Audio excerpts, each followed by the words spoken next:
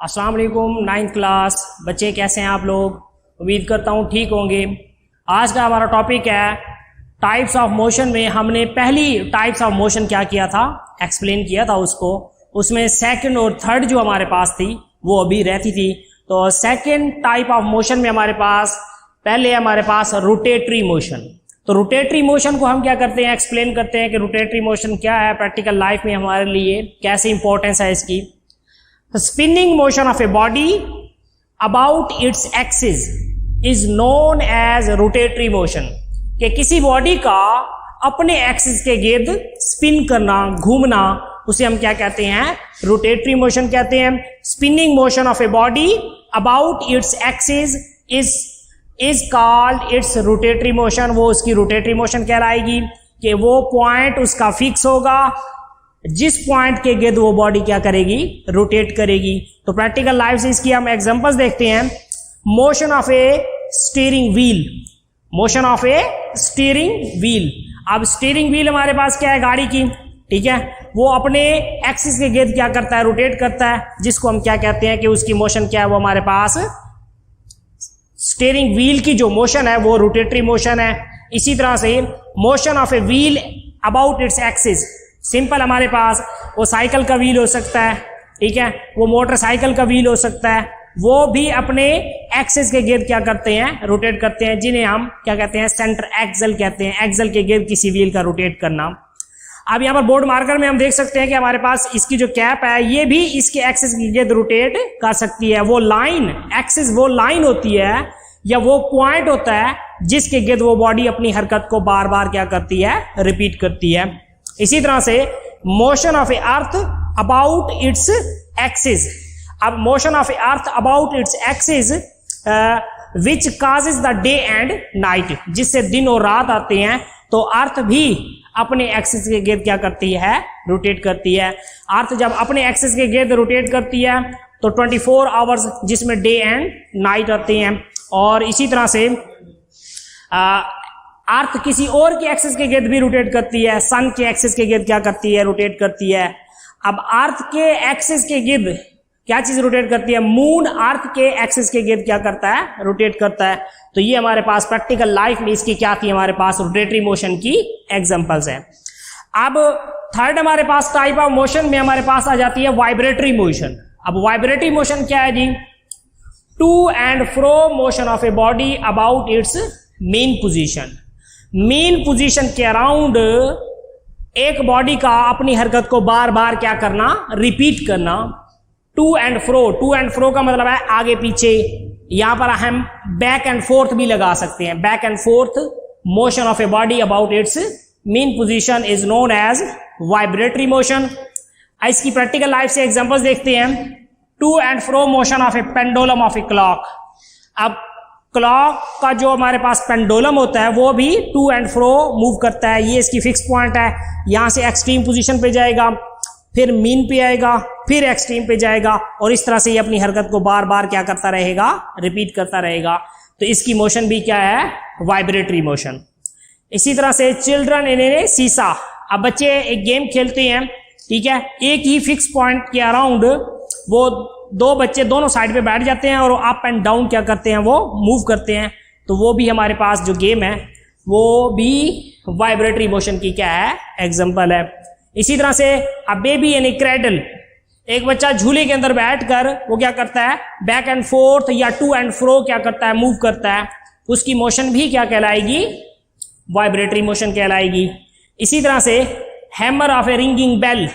अब बेल जब क्या करती है, रिंग करती है, उसका जो हैमर होता है, जो काज होता है किसकी, रिंगिंग की, तो ये भी उसकी क्या आएगी, एग्जांपल होगी। Hammer of a ringing bell is also the example of a vibratory motion.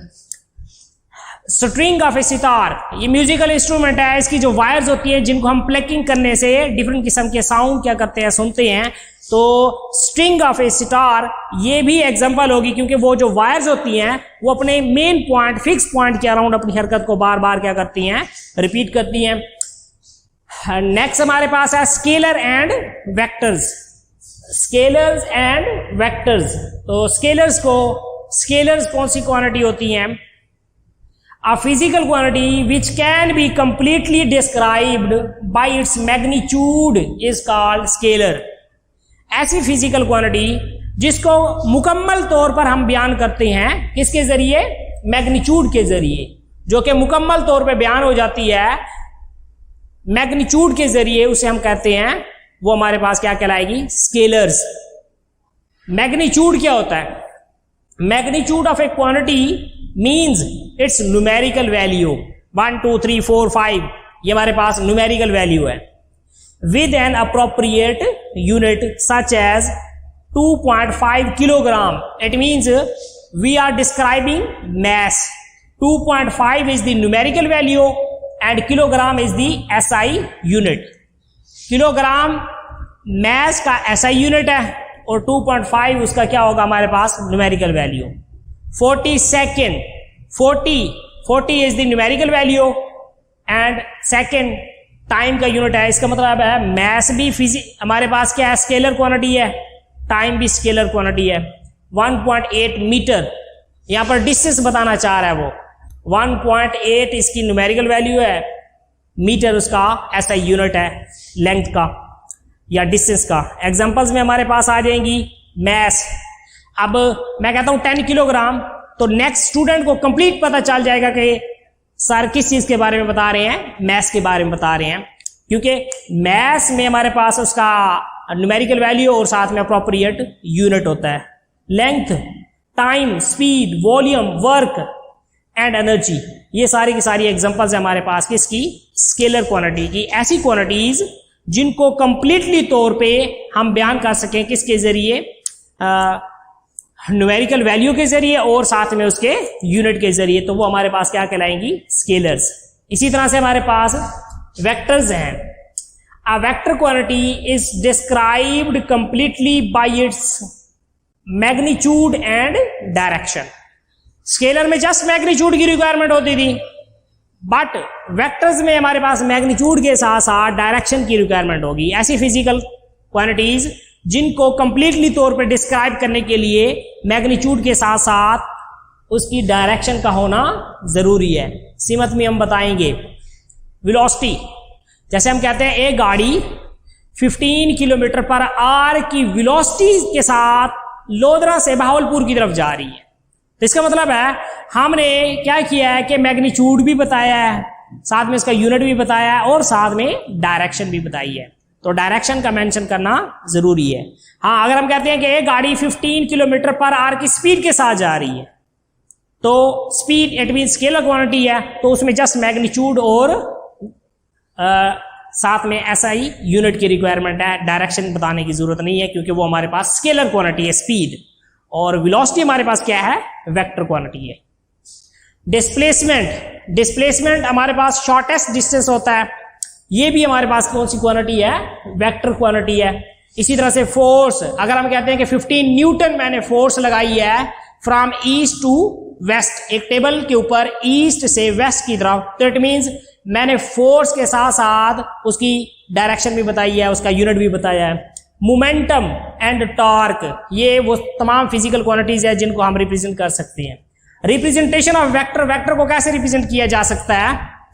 Bold face letter के साथ, जो कि आप बुक्स वगैरह में लिखते हैं. इसी तरह से एरो हेड के साथ, कि उस क्वांटिटी के ऊपर एरो हेड पुट करें, या फिर हम क्या कर सकते हैं? एक क्वांटिटी के ऊपर बार लगाकर हम उसको रिप्रेजेंट कर सकते हैं. तो ये आज का हमारा टॉपिक था. इंशाल्लाह नेक्स्ट हम फर्दर क्या करेंगे? डिस्कस करेंगे. अल्लाह हाफिज.